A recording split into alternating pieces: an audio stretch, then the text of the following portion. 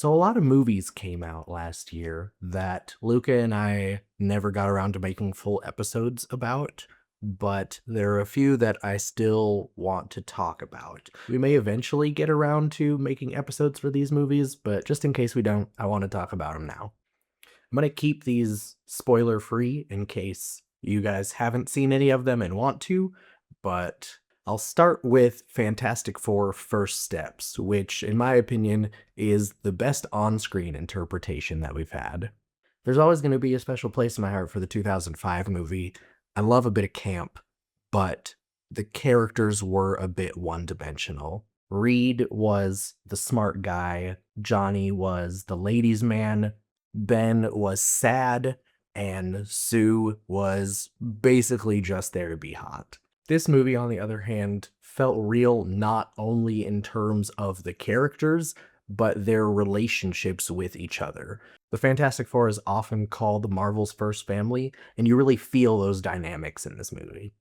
It also shows why each of them belong on the team. Each character has unique skills outside of their superpowers that make them an asset.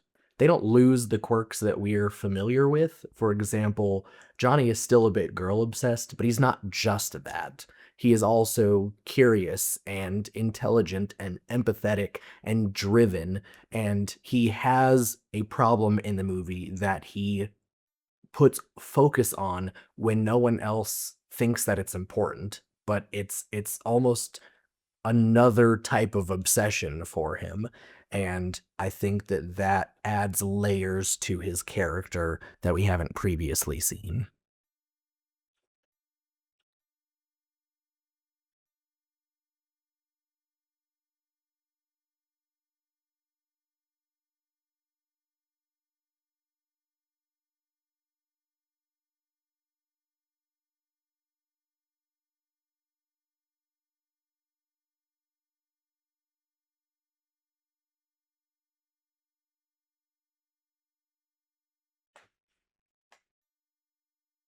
We can also add this movie to the list of absolute banger scores by Michael Giacchino. For those of you that don't know, he was the composer for films like Coco and Ratatouille and Star Trek and The Batman. Probably most notably, he did the main theme for the Incredibles movies, and those are just a delight to listen to. I really love the retro futuristic aesthetic that this movie has, and I wish that we could spend more time in this universe. Unfortunately, as anyone who's kept up with the MCU knows, the Fantastic Four are going to migrate to the mainline universe, but I really hope that they are able to keep their own sort of vibe, because it would be really cool for them to have a unique style that sets them apart from other heroes. I love the way that Sue's powers are visualized. There's been a trend in superhero movies where people with mental abilities just hold their hand up to their head and then something will move across the room. But in the comics, powers like that are not only visualized, but they are visualized in a distinct way for each character. So even if the actual character isn't visible, you still know whose powers they are based on what they look like. And I think that if they start to implement that kind of thing in the MCU, that's going to be a huge win. This next bit isn't really a spoiler because all of this is in the trailer, but if you really want to go into the movie blind, you can skip ahead a few seconds. The CGI on this movie was both better and worse than I wanted it to be. The Silver Surfer looked amazing. I know chrome can be difficult because of all the reflections, but there wasn't a single moment where I didn't buy into that character. On the other hand, there are a few shots with baby Franklin that are awful. I don't know if it's necessarily the baby itself or just the compositing, especially on shots where you have Ben holding the baby because he's also a CG character, and his CGI looked great, but somehow they couldn't get the baby quite right, and I don't know what that was about. But yeah, that's it for Fantastic Four First Steps. I think it is worth a watch, even if you're not caught up on the MCU. I think this is probably the only film in like a decade that's truly isolated, so you can watch it and understand it and enjoy it, even if you haven't seen any other Marvel movies. Next is Superman, and I'd like to start off by saying that I like that we are in a point in society where we no longer need origin stories for some of these characters. Obviously, for new characters, it's still helpful, but when you have a character like Superman or even the Fantastic Four who have been in other media multiple times over the past 20 years, you can just catch people up with some dialogue. We don't need to see little baby Kal-El being placed in a pod and sent to Earth while Krypton falls apart, and then the Kent family finds him in a field. Like, people know that story. That said, Superman goes far past skipping origin stories. This movie places us in the middle of a universe that has had what they call meta-humans for about 300 years. So all of the catastrophic events that come with comic book movies, the civilians in this universe basically treat it like it's just another Tuesday. Superman himself is so naive and pure in this movie, and I feel like that's a really nice contrast against the dark, broody, god complex Superman that we got in the Snyderverse. There's a conflict in the movie between a super militarized nation of mostly white people and a poor, helpless nation of mostly brown people that definitely isn't drawing any parallels to any real world conflicts. But Superman doesn't care about any of the political red tape or the optics or any of that. When people are in danger, he wants to help them. Morality is just childishly simple for him, and I like that. The Justice Gang is a very fun addition. We have Green Lantern, Mr. Terrific, and Hawk Girl, and I think the movie does a good job of showcasing each of their abilities. Hawk Girl's are obviously the least flashy powers, but she's still a fun character. Mr. Terrific was a delight to watch, and this is easily the most creative use of Green Lantern's abilities that we've seen in live action. So I hope we get to see more of them in the future. When it comes to Lex Luthor, I think Nicholas Hoult did a fantastic job, but the writing is probably the weakest with his character. I'm going to use an analogy to avoid spoilers, but I'll say it is much more interesting to watch Lex Luthor set up dominoes than it is to watch him play Battleship.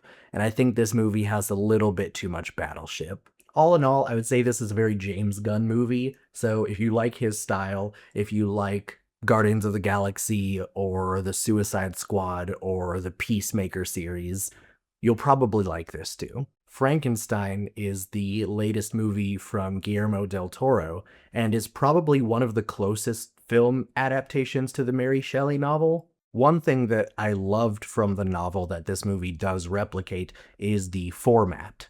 There is an expedition to the North Pole, and the captain finds Victor Frankenstein out in the ice and rescues him, and then the story that we're seeing is the story Victor is telling this captain. The film is not without its creative liberties, of course. Some of them are good, some of them are bad, but they are all very familiar to Del Toro's previous projects. I like how much time this movie spends on the creation process itself. We get to see Victor learning and studying and testing, and the special effects really bring all of that to life. The production design was fascinating, especially in Victor's lab. There were several scenes where I wanted to just pause and just look around the set. It reminded me of some of the sets from the Hellboy movies. It's just so full of life and details, and you can really see the vision behind it. Personally, I think the creature is a little too pretty in this movie. I wish that it was more monstrous, but this movie is very heavy-handed with the idea that Victor is the real monster. Ultimately, this is a film about fatherhood and a cycle of abuse and neglect, and I think that Oscar Isaac and Jacob Elordi pulled that off really well. Mia Goth also put in a really good performance, but I do think that the character of Elizabeth was made to be more important than she should have been. Like I said, this is a story about a relationship between a father and son, so inserting a romance plot into that just feels like it's getting in the way. I suppose, similar to what I said about Superman, this film is very true to the creative style of its director. I don't think you need to be a Del Toro fan to enjoy it, but it's not anything new for him. So if you're looking for a groundbreaking retelling of the Frankenstein story, this isn't where you're going to find it. But if you want a hauntingly beautiful tale about love and hate, you won't be disappointed. Weapons just excels at getting people talking. I remember the only thing that I saw before watching the movie was that teaser of the kids running down the street. I've seen a lot of people call it a Naruto run, but I suspect that the people who are saying that have never actually seen Naruto. Anyway, that teaser was enough to get me excited, and I'm really glad that I didn't watch anything else because the full trailer, I think, gives way too much away, which unfortunately trailers often do nowadays. This film also has a great narrative format. Not only is it non-linear, but it's also subjective, similar to Pulp Fiction or Rashomon. We get to see different characters' perspectives of the same events, and it helps us get to know them more intimately than we would be able to with an objective viewpoint. The two main perspectives are those of Justine, played by Julia Garner, who is a teacher who suddenly finds herself in a position where the entire town is blaming her for the disappearance of these kids, and Archer, played by Josh Brolin, who is a grieving father who decides to take matters into his own hands. And both of these actors gave great performances, both in the more horror type scenes, but also in the funnier moments. This movie is listed online as a horror, but I would say it's more of a thriller with horror elements. It really focuses on tension and suspense, and by far the scariest moments are the ones where the camera just lingers. But it's not lingering to catch you with a jump scare, it's just letting you sit in the atmosphere and really feel the unease. As is often the case, the mystery is more interesting than the solution. It's not really one of those where there's a last minute twist or revelation and suddenly everything clicks into place. You learn what's going on sort of around the end of Act 2, and then Act 3 is more about what the characters are going to do with that information. And although there are a few small unanswered questions, the movie really changes tone once you know the answers to the big questions, and personally, I preferred the parts of the movie before those questions were answered. Another thing a lot of people talk about is the ending. I think it is equally satisfying and unsatisfying. I don't know if I can say more than that without spoiling, but if you've seen the movie, I would love to hear your thoughts about it down in the comments. I think the biggest conversation point for this movie is its meaning. There are a lot of disagreements online regarding what this movie is about and how different symbolism can point to different theories. Maybe it's a metaphor for gun violence. Maybe it's a metaphor for human trafficking. Maybe it's a metaphor for alcoholism. I think all of these things can successfully be read into the film, but it never really nails down a specific interpretation and instead just lets the audience make up their own minds about it. Whether that's good or bad for the film itself, I haven't decided yet, but I think Weapons will easily be remembered as one of the best movies of 2025.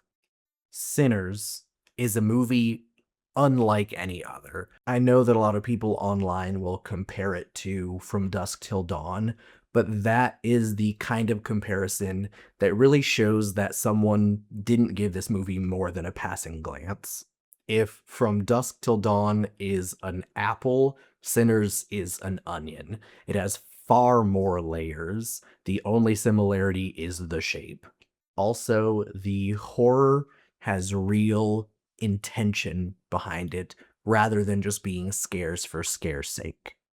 The cast are all brilliant. Michael B. Jordan pulls off playing two characters who are some of the most believable twins in cinema. Other movies will often either do A situation where the twins are so alike that you can barely tell the difference, or they will exaggerate the differences to the point where you feel like they're almost not even related. Smoke and Stack, however, are so subtle, both in the ways that they are alike and in the ways that they are different. Wunmi Masaku, Haley Steinfeld, Jack O'Connell, they all brought their A game, but Miles Catton, this is his first film ever, and he felt right at home with his more experienced co-stars. Just an absolutely killer performance. Like any good vampire movie, Sinners is sexy. There are some scenes in here that it would not surprise me to learn gave people new kinks. The attention to detail with the setting of Jim Crow era Mississippi not only elevates the story, but it's also informative. Maybe this is more about the American education system than it does about the film, but speaking for myself, I had no idea about the Mississippi Delta Chinese population, or hoodoo, or the idea of haints, and I would be willing to bet that most other viewers didn't either. I love learning new things, so it's always a plus when a piece of media can teach me something. The music is not only phenomenal, but it's central to the story. Each song adds new layers to the already dense thematic structure surrounding cultural roots, identity, community, kinship, assimilation, appropriation, erasure, healing. The music doesn't just reflect all of that, it is the movie's main tool for conveying it. I could talk about Sinners for hours, but I feel like this video is getting long enough. So those were some of my favorite movies from 2025. Please let me know down in the comments what you thought about these movies, or what your favorite movies from last year were. Thanks for watching. See you next time.